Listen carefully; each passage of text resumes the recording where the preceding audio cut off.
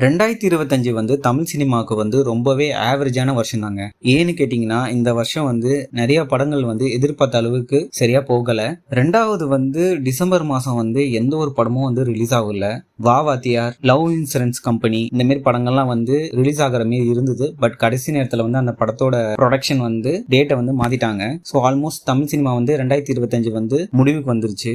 So இந்த வருஷம் எதிர்பார்த்த அளவுக்கு தமிழ் சினிமாவுக்கு அமையல, அதுதான் உண்மை. நிறைய சின்ன சின்ன படங்கள்லாம் வந்துச்சு, அதுலயும் ஒரு சில படங்கள் மட்டும்தான் பெரிய வெற்றி பெற்றுச்சு. ஸோ இந்த வீடியோவில் தமிழ் சினிமாவில் 2025 ரிலீஸ் ஆன படங்கள்ல அதிகமாக வசூல் செஞ்ச முதல்ல இருக்க 10 படங்களை தான் நம்ம பார்க்க போறோம். இந்த லிஸ்ட்ல 10வது இடத்துல பாத்தீங்கன்னா சூர்யா சார் நடிச்ச ரெட்ரோ படம் இருக்கு.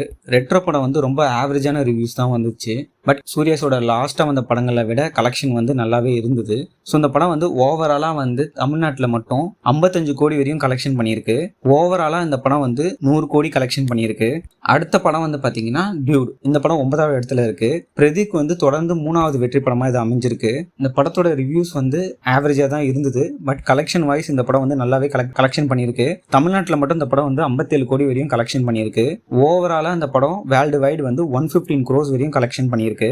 ஸோ இது பிரதீப்புக்கு 3வது வெற்றி படமா அமைஞ்சிருக்கு. அடுத்து 8வது இடத்துல மதராசி படம் இருக்கு. ஸோ சிவகார்த்திகேயனுக்கு இது ரொம்ப ஆவரேஜான படமா தான் அமைஞ்சிருக்கு. பட் ரிவ்யூ வச்சு பார்க்கும்போது இந்த படம் பாசிட்டிவ் ரிவ்யூ தான் வந்தது. பட் கலெக்ஷன் வைஸ் அந்த அளவுக்கு பெருசா இந்த படம் கலெக்ஷன் பண்ணல. ஓவராலா இந்த படம் 100 crores கலெக்ஷன் பண்ணியிருக்கு. தமிழ்நாட்டில் மட்டும் இந்த படம் 58 கோடி கலெக்ஷன் பண்ணி 8வது இடத்துல இருக்கு. 7வது இடத்துல விஜய் சேதுபதி நடிச்ச தலைவன் தலைவி படம் இருக்கு.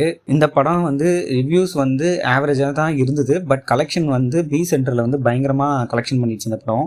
இந்த படம் ப்ரொடக்ஷன் சைட்ல 100 crores கலெக்ட் பண்ண மாதிரி போஸ்டர் ரிலீஸ் பண்ணியிருந்தாங்க.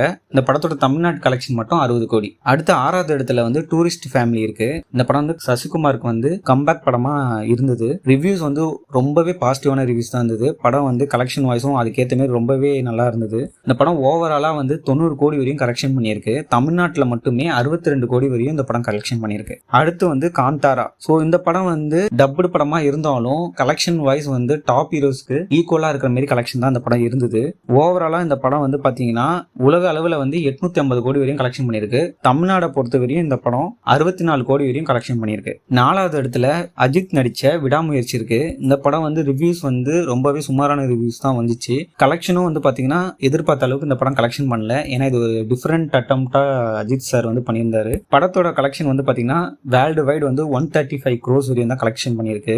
தமிழ்நாட்டில் மட்டும் இந்த படம் 83 கோடி வரையும் கலெக்ஷன் பண்ணியிருக்கு. அடுத்து 3வது இடத்துல பிரதீப் நடிச்ச டிராகன் திரைப்படம் இருக்கு. இந்த படம் ரிவ்யூஸ் ரொம்பவே நல்ல ரிவ்யூஸா வந்துச்சு. ஸோ இந்த வருஷத்துல வந்ததுலேயே பாசிட்டிவ்ஸ் அதிகமா வந்த படங்கள்ல இது டாப்ல இருக்கு. கலெக்ஷனையும் இந்த படம் டாப்ல இருக்கு. இந்த படம் ஓவராலா பாத்தீங்கன்னா 150 கோடி கலெக்ஷன் பண்ணியிருக்கு. தமிழ்நாட்டில் மட்டும் இந்த படம் 85 கோடி கலெக்ஷன் பண்ணி 3வது இடத்துல இருக்கு. 2வது இடத்துல குட் பேட் அட்லி திரைப்படம் இருக்கு. இந்த படம் அஜித் சாருக்கு மிகப்பெரிய வெற்றி படமா அமைஞ்சிருக்கு. அதுவும் தமிழ்நாட்டில் மட்டும் இந்த படம் பயங்கரமான கலெக்ஷன் பண்ணிச்சு. வேர்ல்டு வைடு இந்த படம் பாத்தீங்கன்னா 250 கோடி வரையும் கலெக்ஷன் பண்ணியிருக்கு. தமிழ்நாட்டில் 172 கோடி கலெக்ஷன் பண்ண மாரி அந்த படத்தோட டிஸ்ட்ரிபியூட்டர் அனௌன்ஸ் பண்ணியிருந்தாரு. பட் அபிஷியலா இந்த படம் பாத்தீங்கன்னா 150 crores தான் கலெக்ஷன் பண்ண மாரி ரிப்போர்ட் சொல்றாங்க. முதல் இடத்துல ரஜினி. நெக்ஸ்ட் முதல் இடத்துல எந்த படம் பாத்தீங்கன்னா உங்க எல்லாருக்குமே தெரிஞ்சிருக்கும், ரஜினி சார் நடிச்ச கூலி படம் தான். ரிவ்யூஸை பொறுத்தவரையும் இந்த படம் ரொம்ப மிக்சரா தான் இருந்தது. பட் ஃபர்ஸ்ட் 1 வீக்ல இந்த படத்தோட கலெக்ஷன் ரொம்பவே நல்லா இருந்தது.